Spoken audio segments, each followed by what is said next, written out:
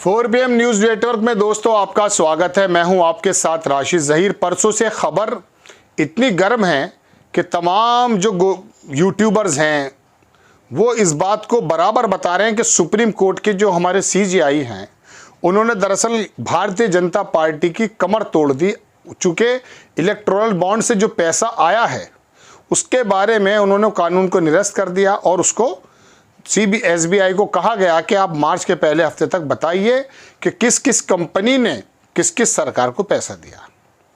10,000 करोड़ रुपया लोग टोटल में से 16,000 करोड़ में से 10,000 करोड़ रुपया वो बताया जाता है कि वो भारतीय जनता पार्टी को मिला। अब उन बिजनेसमैन्स की नींद शायद हराम हो जाएगी जिनको पता चल जाएगा कि चंदा देने के वजह से जो धंधा हमें मिला है उस पर मनी स्ट्राइक हो गई है चंद्रचूड़ साहब की। लेकिन मैं आपको ये खबर बताने नहीं आया हूँ जो तमाम देश के आपको पत्रकार बता रहे हैं, लेकिन मैं आपको बताने ये आया हूँ कि ये मनी स्ट्राइक दरअसल सुधीर चौधरी और गोदी मीडिया पर पड़ गई है। अभी किसानों के बारे में सुधीर चौधरी अपने प्रोग्राम में बता रहे थे कि महंगाई के इस दौर में बताइए अगर MSP को मान लिया गया तो कितना ज़्यादा महंगाई सरकार पे आ जाएगी और कितनी महंगाई बढ़ जाएगी और जो है आम आदमी को आटा महंगा मिलने लगेगा। ये तमाम चीज़ें यानी कि मान रहा था कि महंगाई है। कुछ दिन पहले कह रहा था देश में कोई महंगाई नहीं है। मतलब अपनी मर्ज़ी से महंगाई बढ़ा दी उस आदमी ने और अपनी मर्ज़ी से महंगाई को नीचे कर दी। क्या ज़बरदस्त एक्सचेंज ये स्टॉक एक्सचेंज में होता तो सारे के सारी चीज़ों को बढ़ा कर रख देता।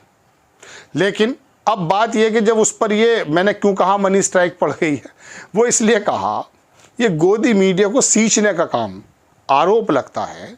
सरकारें तो करती हैं भाई, हम आपको पैसा दे रहे हैं एडवर्टीजमेंट के नाम पे या किसी और नाम से, आप अपना भोंपू बजाते रहिए और मियाँ सुंडी आप वाह वाह किए जाइए।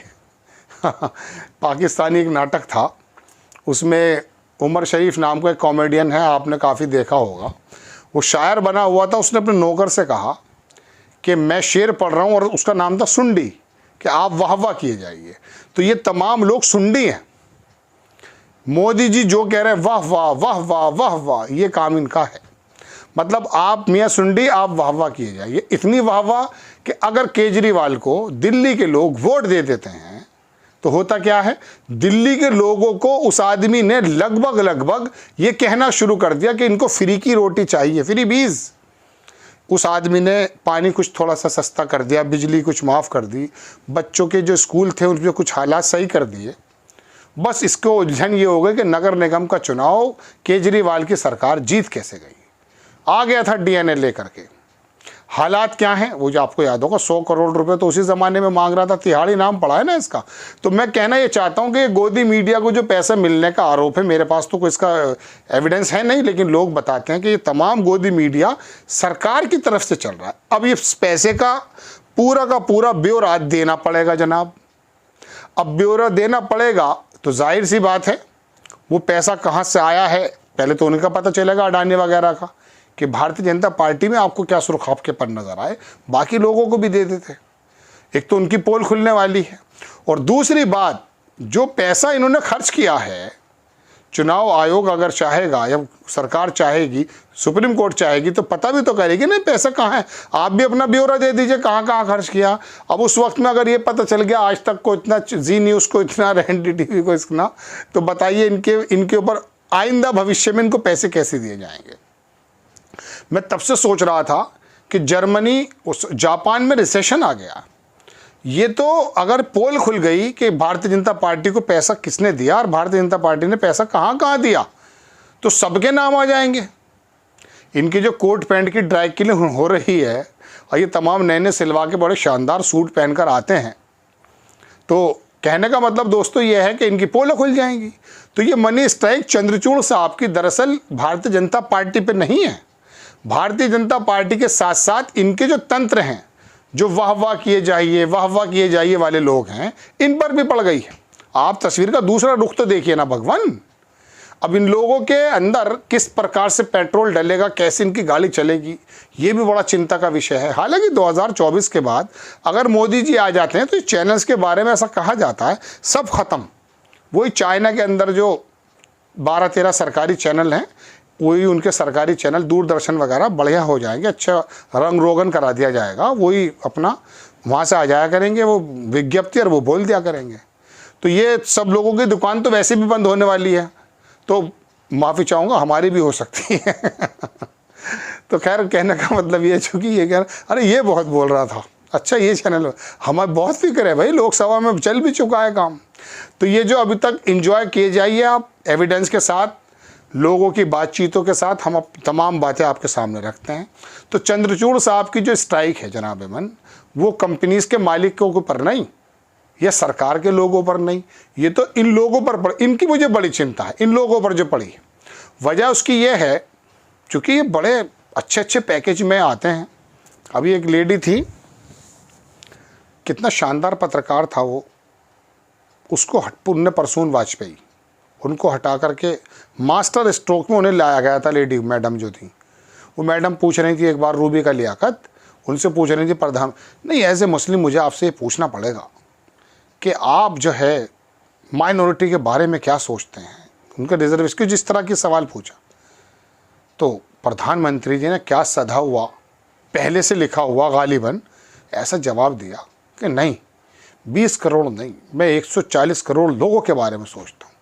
अरे वाह वाह किए जाइए, वाह वाह, अरे सारे सलाम है साहब, क्या कमाल कर जवाब दिया।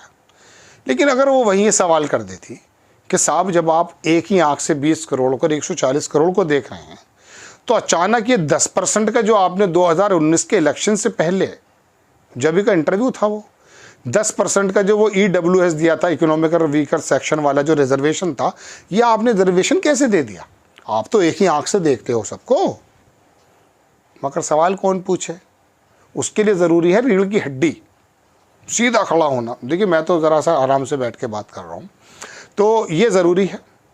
मैं आपको कई बार बता चुका, विनोद दुआ बहुत अच्छे पत्रकार थे, हकीकत में उनको देखकर हमने बहुत कुछ सीखा, उनको सुनकर देख तो नहीं पाए हम लोग, उनको सुना, पता चला। तो उनके बारे में एक बात बताता हूँ मैं आपको। राजीव गांधी के एक सचिव थे, वो यूँ कहा करते थे राजीव गांधी से कि साहब आपको विपक्ष की ज़रूरत ही नहीं है। शाम को वो विनोद दुआ नाम का व्यक्ति दूरदर्शन पे एक प्रोग्राम लेकर आता है, आपसे सारी नीतियों पर सवाल पूछता है, ज़रूरत नहीं है आपको पोजीशन की, वो आदमी अकेला काफ़ी है। अब बात यह है, विपक्ष की बात हो, ये गोदी मीडिया, इस पे हालात क्या हैं, अब इसके अंजाम पे रोना भी आता है। ये राज्यसभा भी चले जाते हैं इनमें से बाज़ लोग, कुछ उद्योगपति भी इस काम में आ गए, अच्छा खासा यानी काम कर रहे थे, कई सौ रुपये रोज़ की आमदनी होगी, मतलब काफ़ी पैसे की आमदनी थी, पता नहीं क्या सूझा, डूबती हुई इंडस्ट्री में जहाँ पैसा ही नहीं है जर्नलिज्म में, वहाँ आ गए, NDTV खरीद डाला। अब वहाँ से वो चले गए, बाकी तमाम लोग वो यूट्यूबर बन गए, अब उनकी मजाक उड़ाते हैं वो बैठे हुए। अभी ट्विटर पे भी तो बहुत सारे बागड़ बिल्ले बैठे हैं, कोई बेरोजगार बता रहा है उसको, अब वो चले गए बेचारे। क्विंट लिया था पहले, तो समझ में नहीं आई कि ये 1000, 2000, 5000 करोड़ रुपए का धंधा। अडानी साहब को क्या समझ में आया? समझ में आई ज़बान। 2014 में, आखिरी बात कह रहा हूँ, मैंने आपका एंटरटेनमेंट किया या खबर दी, ये तो आप जाने।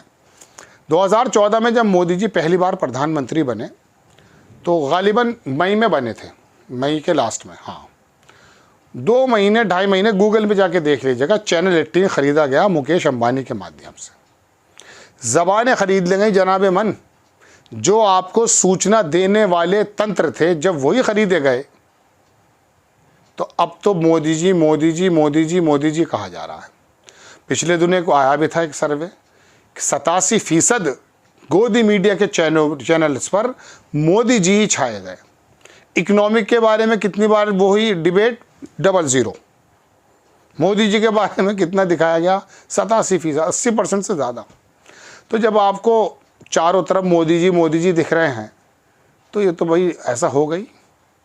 तो बहरहाल खबर यह है दर्शकों के DY चंद्रचूड़ साहब की ये मनी स्ट्राइक दरअसल भारतीय जनता पार्टी या राजनीतिक दलों पर नहीं, ये गोदी मीडिया में और सुधीर चौधरी जैसे लोगों पर भी पड़ गई है, क्योंकि इनके भी जो फंड दिए गए हैं वो भी खुल जाएंगे और आने वाले समय में बड़े कम पैसे दिए जाएंगे। अरे नहीं 1500 में काम करो भाई, अब 1-2 लाख रुपये वाला काम नहीं है, करोड़ों का काम होता है इनका। मैं तो आपको अपने हिसाब से पैसे बता रहा हूँ। आपको खबर कैसी लगी अपनी राय कमेंट्स बॉक्स में ज़रूर दीजिएगा। चैनल को सब्सक्राइब कीजिएगा, शेयर कीजिएगा। नेक्स्ट टाइम मैं किसी खबर के साथ हाजिर होता हूँ। जय हिंद।